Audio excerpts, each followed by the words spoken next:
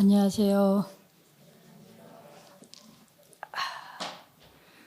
갑자기 제가 미국에 맨 처음에 갔을 때 이렇게 한국에서 그냥 뭐 빠글빠글하고 뽁짝뽁짝 하다가 특히 뉴욕도 아니고 이제 보스턴 지역인데 가게마다 이렇게 항상 텅 비어 보여요. 너무너무 한산하고 뭐 쇼핑몰도 그렇고 슈퍼마켓도 그렇고 그래서 제 일이 분명 아님에도 불구하고 막 걱정이 되더라. 이래갖고 이게 유지가 되겠나, 장사가 되나, 현상 유지가 되나.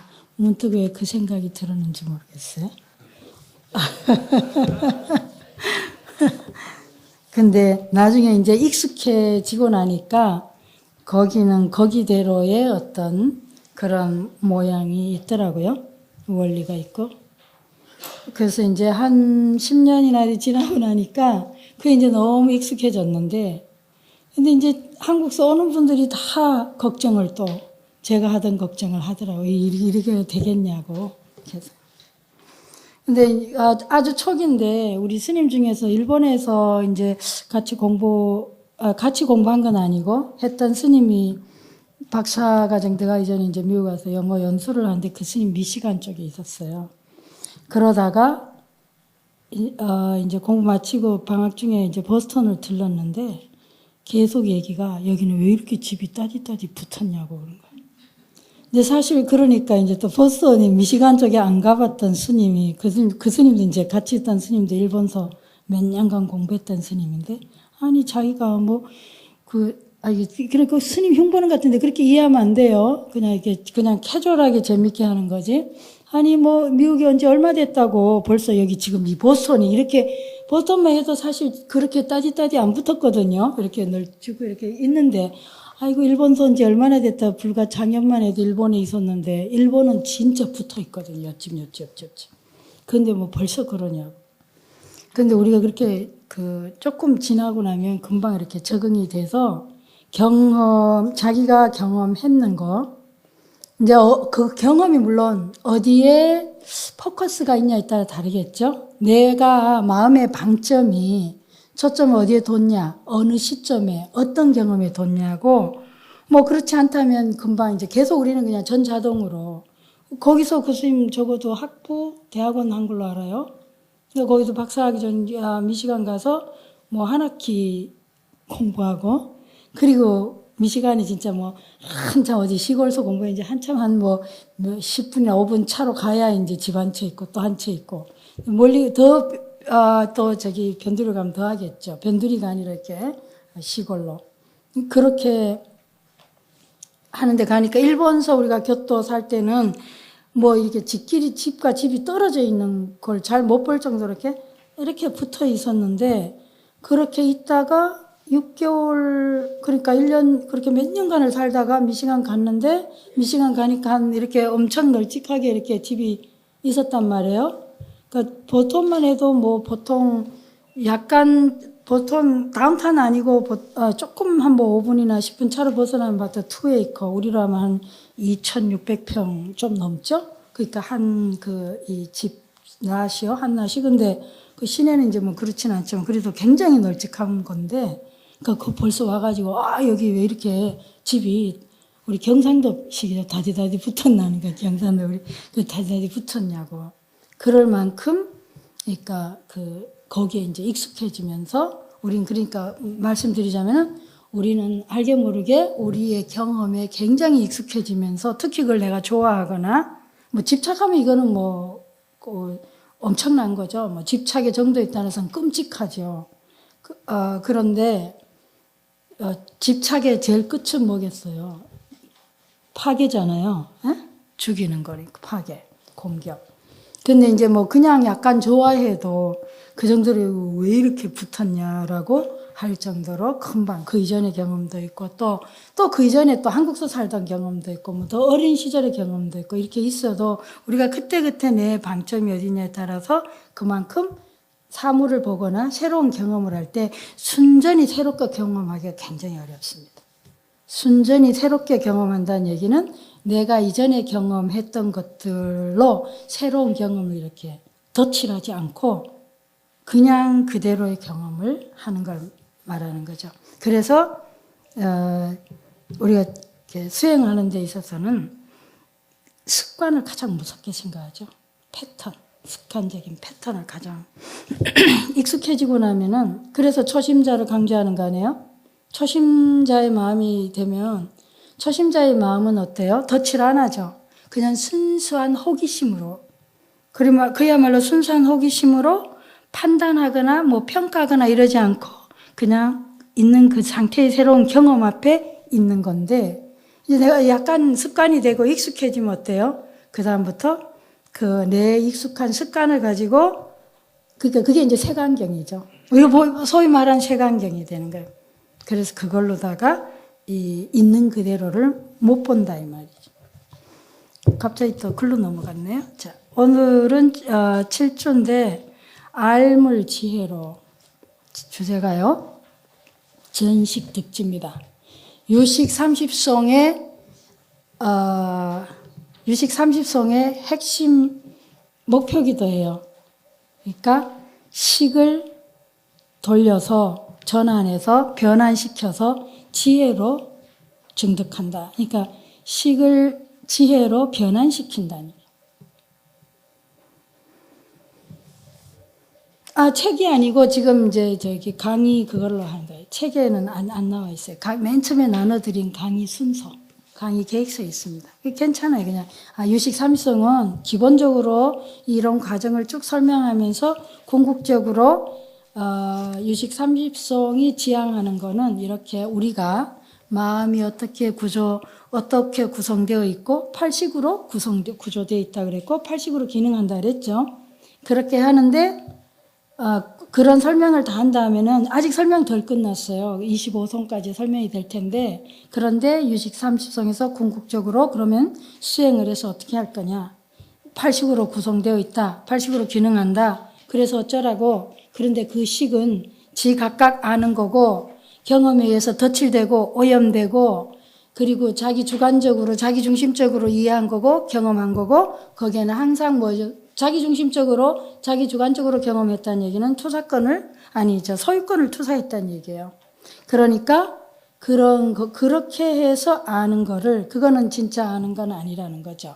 그거는 충분히 굉장히 나 이고가 들어가 있고 자아의식이 개입되어 있기 때문에 주관적인 알미요, 나만 아는 거죠. 내만 그렇게 생각하는 거예요. 그래서 서로 다르게 아는 거예요. 그거를 뭘로 바꾸냐니까 지혜로 변환시킨다. 그런 건데 그 근거를 이제 여기 유식 17송 열어보시면 거기에서 우리는 찾을 수가 있겠다. 17송 한번 봐주세요. 17송은 사실은 1송을 다시 앞에 걸 다시 설명하고 있는 거예요.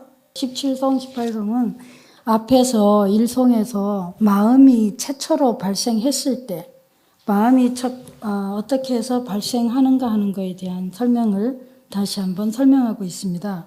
마음이 어떻게 해서 발생하느냐. 그러니까 주객으로 이원화되면서 마음이 발생한다는 거예요. 여기선 그러니까 우리가 경험에 그냥 그 집착을 함으로써 그때의 주체와 대상이 이원화되면서 그때 마음이라고 하는 것이 발생한다. 근데 그 능언경 보셨나요? 그러니까 우리가 보통 왜 마음이 그러니까 옛날부터 철학에서도 그랬고, 우리 이렇게 살다가 너무너무 막 괴롭고, 이렇게 힘겹고 그러다 보면 갑자기 이런 말 하죠. 마음이 너무 괴로우니까. 내 마음 나도 모르겠다. 그죠? 내 마음 나도 모르겠다. 그러면서 철학적으로 마음이란 뭔가? 그 마음이 도대체 뭔가? 그 마음이란 것은 어디에 있나? 이런 우리 이렇게 질문들을 하잖아요. 그런데 사실 이 유식에서처럼 마음을 그렇게 명료하게 이렇게 잘 밝혀 놓은 거는 잘 못 본 것 같아요. 마음이 뭐냐.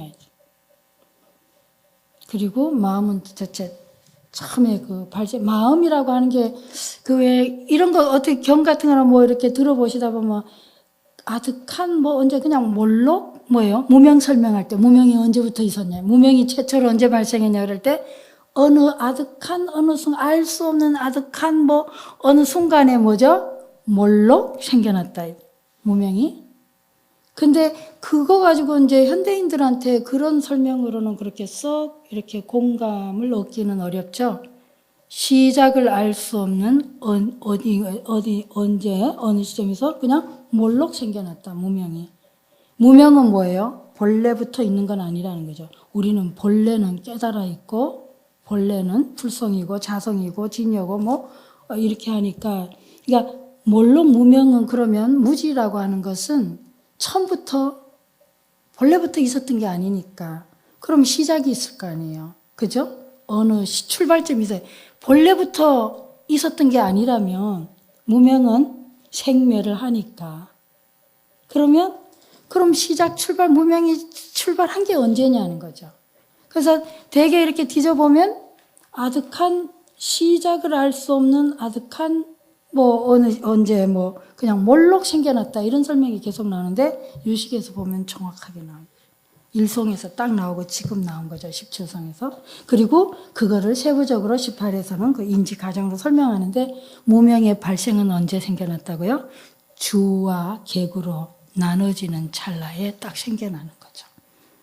그리고 인식의 주체가 있고 객체가 있어서 두 개를 분별해서 분리해서 각각 뭐요? 독립적인 것으로. 두 개가 서로 연기해서 상호 의존해서 발생한 것이 아니라 두 개가 그렇게 주객 이원화를 하는 순간에 우리는 어떻게 인식하냐 하니까 두 주체와 객체가 완전히 분리되고 독립적인 것이고 각각 존재한다고 우리는 그렇게 믿는 거죠. 그러니까 주객 이원화가 되는 찰나가 그게 무명이 발생하는 시점이다.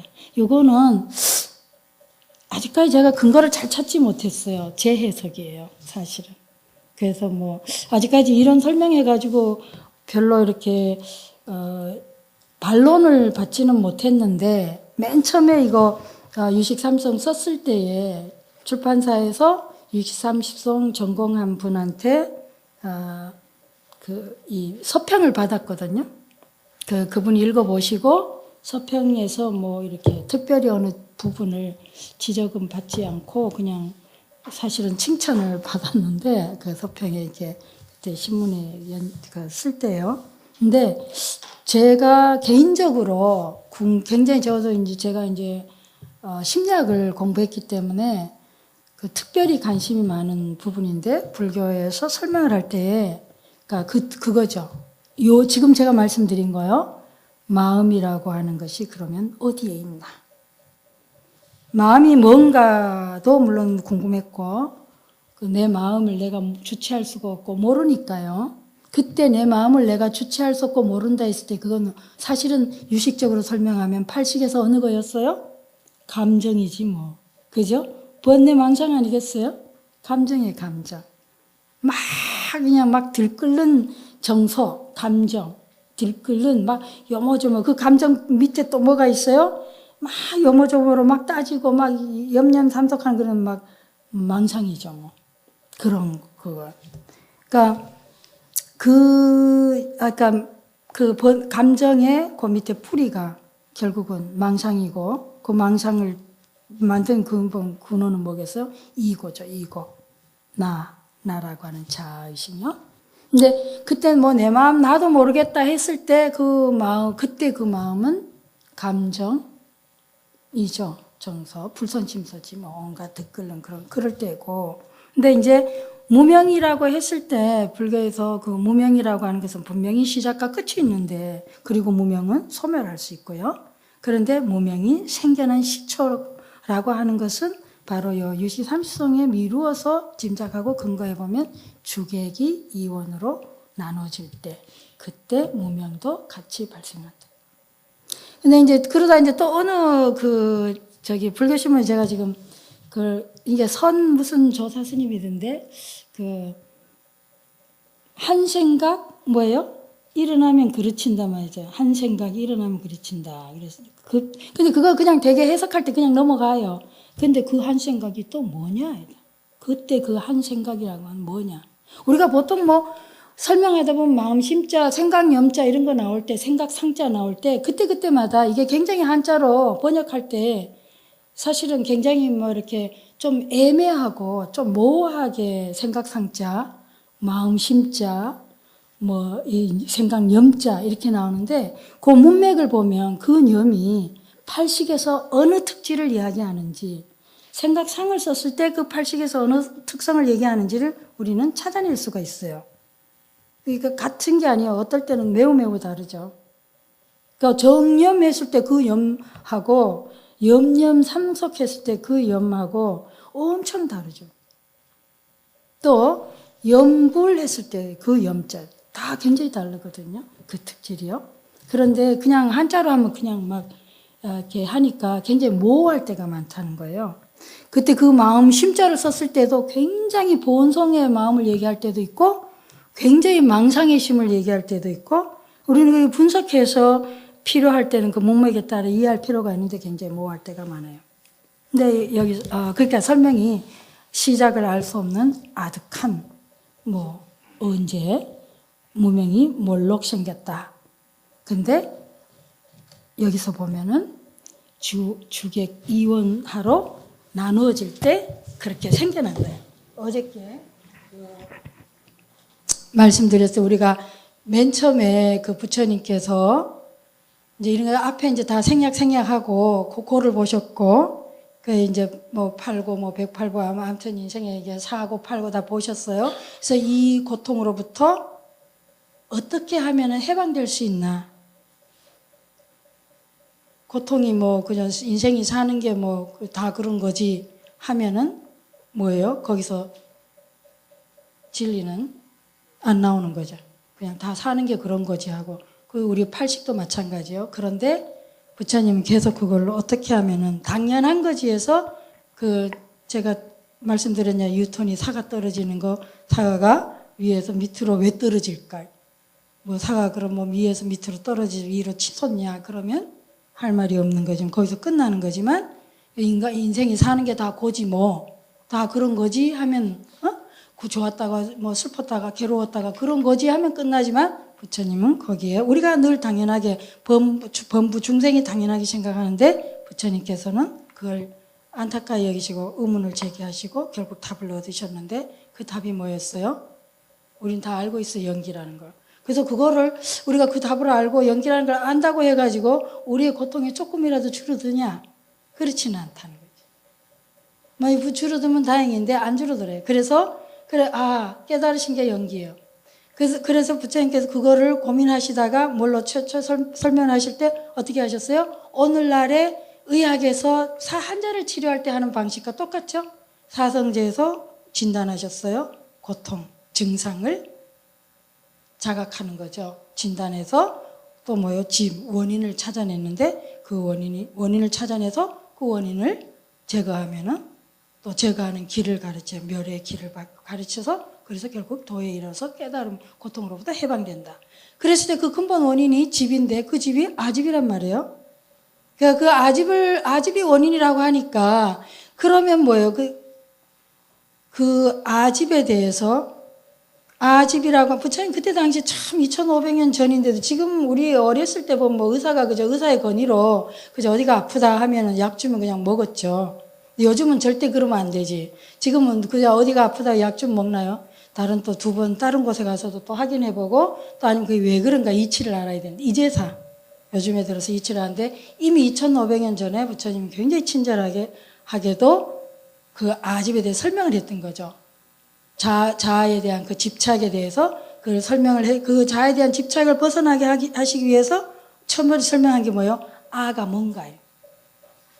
나가 뭔가에 대해서 오온으로 설명을 하셨어요. 맞나요? 오온을 설명하는데 오온이 색수상행식이죠. 근데 그 색수상행식인데 그 오온이 처음에 색이 어떻게 생각하냐 5가지 감각기관과 6번째 마음이라고 하는 것들이 이 각각의 대상을 뭐예요? 색성향 미촉법 뭐예요? 여기 색성향 미촉법 여기는 뭐죠? 마음의 어떤 현상 대상이겠죠. 법의 대상을 만나서 얘네들이 이렇게 촉하면 여기 이게 뭐예요? 이게 색이잖아요. 색. 네? 이렇게 하면은 여기에서 하나의 색인데 이때 이 색은 하나의 어떤 독특한 그 이 주객의 이원된 주체, 대상, 인식의 경계 하나하나의 색이 생기고 그걸로 인해서 수, 느낌, 상, 행, 식 이렇게 생겨난다. 이렇게 어저께 말씀을 드렸어요. 그런데 이걸 가지고 찰나적으로 생겨나는 그 형태의 하나의 그 나라고 하는 그 인식의 과정을 흐름을 이렇게 설명을 했는데 이 설명이 찰나적으로 생겨나는 건 잘 설명이 되지만 근데 이것이 어디에 기억이 어디에 이게 저장되어 있길래 우리가 어제 거도 기억하고 1년 전 거도 기억하고 또 10년 전 거도 기억하고 어떻게 기억하고 또 뭐요? 또 어떻게 또 이것이 집적돼서 하나의 업이 되면서 윤회까지 하는가? 이거에 대한 의문은 이거가 설명이 좀 안 된다. 이렇게 해서 나중에 이 마음이라고 하는 거를 마음의 기능을 세분화했다 그랬어요. 이것을 하나의 분별하고 분류하는 육식의 기능, 또 칠식의 이고라고 하는 나다 하는 자아의식을 발생하고 항상 이고라고 해서 아마나의 악연아치 요 기본적인 틀 하나의 그 색안경 역할을 하는 혼출을 하는 뭐 그런 해석한 요걸 설정하고 그 다음에 이런 것들이 어제 결국은 기억 기능, 저장하는 기능 그 80가지를 찾아 이렇게 분류해서 설명을 했더니 굉장히 이 설명이 좋더라 이거죠. 근데 모든 설명에 하는 것은 우선 똑같은 교리를 가지고 누가 설명하냐에 따라 다를 수도 있고요. 그 교리를 어디에 적용하냐 하는 것은 그거는 그렇게 꼭 뭐 정해둔 건 아니에요. 그러니까 파워 오브 익스플레네이션, 설명력. 그러니까 제가 이렇게 설명하는 것이 내 경험에 비춰볼 때 뭐 좀 그럴듯하다든지 좀 내하고 맞다 이러면 그냥 그 설명을 이해하면 되지. 이것이 그 설명하는 이 자체가 뭐 객관적으로 아주 100% 맞다든지 뭐 틀리다든지 그런 누가 어떻게 설명을 하든 간에 우리는 이것저것 들고 와서 설명할 수가 있고 그때그때 상황에 따라서 이리저리 다 쓸 수가 있어요. 근데 다만 확실히 절대로 불변하는 것은 뭐냐? 부처님께서 애시당초 깨달았던 뭐죠? 연기라는 절대 진리인 거죠. 이거는 시공간을 떠나서 누가 설명을 하든 어느 장소에서 하든 어떤 경우에 하든 어떤 조건에서 하든 변하지 않는 거예요. 그 연기를 다시 뭐죠? 무아공, 무상인가요? 그렇게 나누어서 설명을 하는데 일단은 뭐죠? 연기다. 그거를 이런 식으로 설명을 해서 이렇게 설명한 이유가 뭐겠어요? 근데 연기라는 자체가 근본이 뭐죠? 결국 무아죠, 무아. 근데 또 이렇게 설명하는 것도 왜 이렇게 설명하겠어요? 궁극적으로 우리가 오온을 이야기하거나 뭐 팔식을 얘기하거나 다 설명을 할 때 뭘 말하고 싶은 거예요? 실체가 없다는 얘기를 하고 싶은 거지. 정말은 그렇게 절대 우리가 그렇게 집착하고 우리가 그렇게 믿고 있는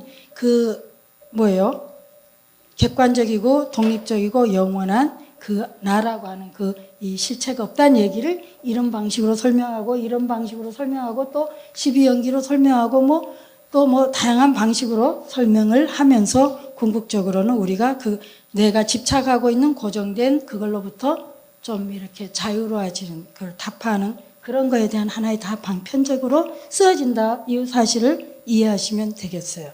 그래서 근데 이거의 가장 기본은 이거저거 다 빼고 그냥 유시삼성에서 맨 처음에 설명은 뭔 얘기를 해놓냐면은 그냥 일성에서 또 그리고 17성에서 다시 반복해서 설명한 게 처음에 그러니까 우리가 경험에 집착하는 순간에 그 아집이 생기는데 그것이 집착하는 순간에 뭐가 된다고요? 주체와 대상으로 그렇게 분리된다. 내가 그냥 경험만 하고 있으면 어떻게 되냐?